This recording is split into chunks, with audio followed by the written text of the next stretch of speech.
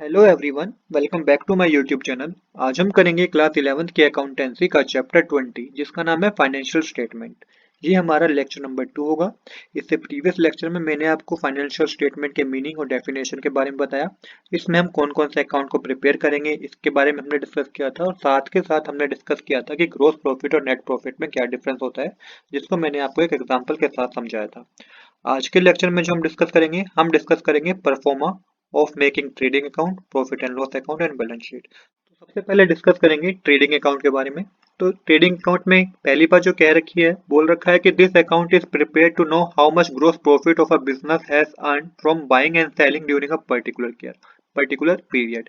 कि एक साल के अंदर अंदर जब ये पता करना हो कि बिजनेस ने कितना ग्रोस प्रॉफिट अर्न किया है बाय सेलिंग और buying his goods and services, तो उसको हम किस तरीके से पता कर पाएंगे? ट्रेडिंग अकाउंट की मदद से हमें वो पता चल पाएगा कि बिजनेस को कितना ग्रोस प्रॉफिट हुआ है। इससे आगे इसमें कह रखा है कि the difference between the sales and the cost of goods sold is called gross profit. Sale में से अगर आप कॉस्ट ऑफ गुड्स सोल्ड को माइनस कर देंगे तो हमें पता चल जाता है कि बिजनेस को कितना ग्रोस प्रॉफिट हुआ है। मतलब सेल मतलब जितने में हमने सामान को बेचा हो, बिजनेस ने बेचा हो सामान को। कॉस्ट ऑफ गुड्स सोल्ड मतलब है कि उस गुड्स को बनाने में बिजनेस की कितनी लागत लगी है, कितनी कॉस्ट लगी है। अगर आप इन दोनों को माइनस करेंगे, sale minus cost of goods sold, तो हमें पता चल जाता है कि बिजनेस को कितना ग्रोस प्रॉफिट हुआ है। लास्ट पॉइंट में हमें क्या रखा है? The balance from the account either gross profit और loss transfer to profit and loss account. जो हमें बैलेंस पता चलता है ट्रेडिंग अकाउंट बनाने के बाद, वो ग्रोस प्रॉफिट भी हो सकता है, ग्रोस लॉस भी हो सकता है। जो भी आया हो हमारा कैलकुलेट करके उसे हम क्या करते हैं, प्रॉफिट एंड लॉस अकाउंट में ट्रांसफर कर देते हैं। तो यहाँ पे आपको इतनी बात समझनी है। अब कुछ फॉर्मूले डिस्कस कर लेते हैं कि कुछ फॉर्मूले क्या हो सकते हैं ट्रेडिंग अकाउंट के। तो पहला फॉर्मूला जो बता रखा है वो है ग्रोस प्रॉफिट इक्वल में sales minus cost of goods sold. अगर आप सेल में से cost of goods sold minus कर देंगे तो आपके पास ग्रोस प्रॉफिट ही कैलकुलेट होगा, जो कि अभी हमने प्रीवियस भी डिस्कस किया था। साथ ही हमें कॉस्ट ऑफ गुड सोल्ड को भी कैलकुलेट करना पड़ सकता है। क्वेश्चन में कॉस्ट ऑफ गुड डायरेक्ट नहीं लिखा हो सकता, बट हाँ उसके कुछ सब हेड लिख हो सकते हैं, जैसे ये ओपनिंग स्टॉक परचेज। तो आप अगर opening stock plus purchase plus direct expense minus closing stock कर देंगे तो वो आपका जो कैलकुलेट होगा वो cost of good sold he calculate होगा। अगर इसकी एक फॉर्मूले की और बात करूं तो इसका फॉर्मूला इस तरीके से भी हो सकता है, ग्रोस प्रॉफिट इक्वल में sale minus opening stock minus net purchase minus direct expense plus में क्लोजिंग स्टॉक। बात सेम ही है। क्वेश्चन में अगर आपको ग्रोस प्रॉफिट कैलकुलेट करने के लिए दे रखा हो और सेल्स और कॉस्ट ऑफ गुड दे रखी हो, आपको गुड सोल्ड दे रखी हो, तो सिंपल आप sale minus cost of good sold कर दीजिए। बट क्वेश्चन में कई बार क्या होता है, ट्रिकी होता है क्वेश्चन। तो ग्रोस प्रॉफिट कैलकुलेट करने के लिए आपको सेल्स दे रखी होगी और साथ ही साथ कॉस्ट ऑफ गुड्स सोल्ड नहीं दे रखा होगा, उसकी जगह आपको ये दे रखा होगा opening stock purchase direct expense closing stock. तो सबसे पहले आपको इनको इसकी मदद से आप कॉस्ट ऑफ गुड्स सोल्ड निकाल लीजिए और उसको फिर माइनस कर दीजिए सेल्स में से। नहीं तो आप सिंपल ये फॉर्मूला लगा दीजिएगा जो आप सेकंड फॉर्मूला मैंने आपको बताया, ग्रोस प्रॉफिट इक्वल में sales minus opening stock minus net purchase minus direct expense plus closing stock. या तो आप ये डायरेक्ट फॉर्मूला लगा दीजिएगा, इसके बाद भी आपको ग्रोस प्रॉफिट कैलकुलेट हो जाएगा। चलिए अब जरा परफॉर्मे को समझ लेते हैं कि क्या परफॉर्मा होता है ट्रेडिंग अकाउंट बनाने का। तो लेफ्ट हैंड साइड होती है डेबिट साइड और राइट हैंड साइड होती है हमारी क्रेडिट साइड। डेबिट साइड में हम वो सारे आइटम को लिखते हैं जिसमें जो कि डायरेक्ट एक्सपेंस हो बिजनेस के लिए। डायरेक्ट एक्सपेंस से मेरा मतलब है कि किसी गुड्स को रॉ मटेरियल से फिनिश गुड बनाने में जो जो बिजनेस का खर्चा हुआ है उन सबको आप एक्सपेंस बोलेंगे, जो कि डायरेक्ट नेचर के एक्सपेंस होंगे। और राइट हैंड साइड में आप सेल्स क्लोजिंग स्टॉक, यही दो पर्टिकुलर आइटम आते हैं। चलिए अब बिना देरी के शुरू करते हैं। तो लेफ्ट हैंड साइड सारे हम अपने क्या लिखेंगे, बिजनेस के डायरेक्ट एक्सपेंस के खर्चे लिखेंगे। तो सबसे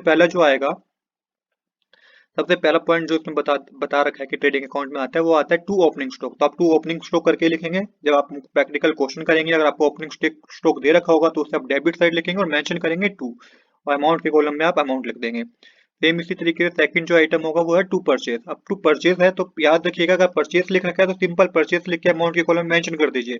बट अगर क्वेश्चन में मेंशन है परचेज रिटर्न कि भाई परचेज होके वो बिजनेस को वापस रिटर्न भी कर दी है, परचेज रिटर्न भी कर दी गई है, तो लेस करेंगे आप परचेज रिटर्न। इसके लिए आप यहाँ पे इसका भी अमाउंट आप कैलकुलेट करके मेंशन कर दीजिएगा। परचेज रिटर्न माइनस क्यों हुआ? कि बिजनेस ने कहीं से कुछ परचेज किया, रॉ मटेरियल परचेज किया, आप किसी रीजन से बिजनेस दोबारा रिटर्न कर दिए तो आपको लेस करना होगा परचेज रिटर्न। सेम इसी तरीके से डायरेक्ट एक्सपेंस को भी आप डेबिट साइड लिखेंगे। नेक्स्ट पॉइंट है जो हमारा आइटम है जो कैरेज इनवर्स मतलब जो परचेज करते वक्त जो खर्चा होता है, बिजनेस ने जो अमाउंट पे किया होता है उसको अपने बिजनेस तक लाने में जो भाड़ा दिया होता है, तो उसे कैरेज इनवर्स बोलते हैं। जैसे कि रॉ मटेरियल परचेज किए, अब उसे अपने फैक्ट्री तक भी तो लेके आएंगे, तो वो जो खर्च होता है उसे कैरेज इनवर्स बोला जाता है। नेक्स्ट पॉइंट है टू वेजेस, जो कि वेजेस दिए गए होंगे अपने हमने अपने एम्प्लॉयज को जो कि मैन्युफैक्चर कर रहे होंगे गुड्स को, उनको हमने वेजेस दिए हैं अगर मैन्युफैक्चरिंग करने के, तो उसको आप डेबिट साइड मेंशन करेंगे। सेम इसी तरीके से जो है टू वेजेस एंड सैलरी भी डेबिट साइड आएगा। नेक्स्ट पॉइंट है टू फ्यूल एंड पावर, अगर किसी गुड्स को मैन्युफैक्चर करने में फ्यूल और पावर लगी है किसी फैक्ट्री की, तो उसको भी आप डेबिट साइड मेंशन करेंगे। सेम इसी तरीके से नेक्स्ट जो है टू मैन्युफैक्चरिंग एक्सपेंस, किसी किसी गुड्स को बनाने में, उसको मैन्युफैक्चर करने में जो खर्चे आए होंगे उसको मैन्युफैक्चरिंग एक्सपेंस बोला गया है, वो भी डेबिट साइड ही आएंगे। नेक्स्ट पॉइंट है हमारा to coal water and gas, ये भी आपके डेबिट साइड ही आएंगे। इसके नेक्स्ट पॉइंट में आपके आप लिखेंगे टू फैक्ट्री लाइटिंग, अगर कोई फैक्ट्री की लाइटिंग मतलब कि फैक्ट्री में काम करने के लिए जो लाइटिंग का यूज हुआ है उसको भी आप ट्रेडिंग अकाउंट में डेबिट साइड ही मेंशन करेंगे।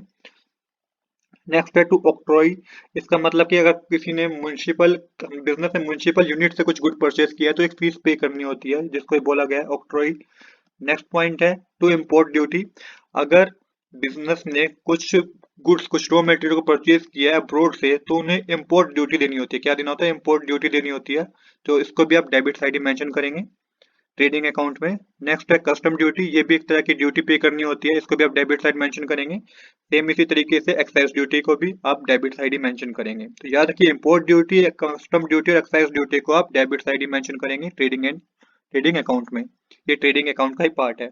To factory rent rates and taxes, ये भी क्या है? ट्रेडिंग अकाउंट का पार्ट है, तो इसको भी आप डेबिट साइड ही मेंशन करेंगे। ये डायरेक्ट एक्सपेंस नेचर का खर्चा है।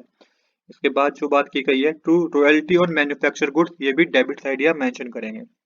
अब बात करते हैं, जब आखिरी में जब आप सब कुछ कैलकुलेट कर लेंगे तो हमारे पास जो अगर हमारा क्रेडिट साइड हमारी डेबिट साइड क्रेडिट साइड से कम होती है, तो हमारा जो कैलकुलेट होके आता है वो प्रॉफिट कैलकुलेट होके आता है। अगर हमारा क्रेडिट साइड ज्यादा है डेबिट साइड से, तो हमारा प्रॉफिट जो आएगा यहाँ पे आप लिखेंगे to gross profit carry down करके।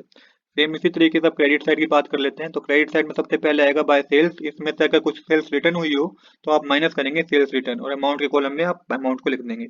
सेम इसी तरीके से बाय क्लोजिंग स्टॉक, बस ट्रेडिंग अकाउंट में ये दो आइटम आते हैं क्रेडिट साइड में। तो इस तरीके से आप प्रोफॉर्मा बनाएंगे। साथ में अगर बिजनेस को लॉस हो गया होगा तो वो भी आपको क्रेडिट साइड लिखना होगा by gross loss carry down करके, और अमाउंट को लिखना होगा। इसके बाद आपको टोटल कर देना होगा। तो यही वो आइटम है जो ट्रेडिंग अकाउंट में आपको यूज करने हैं। आपको इन सब का पता होना चाहिए, जब हम अपने प्रैक्टिकल क्वेश्चन करेंगे तो इनका यूज होगा। तो आज के लिए इतना ही। I hope you like this video. If you like this video please do subscribe this channel. Thanks for watching.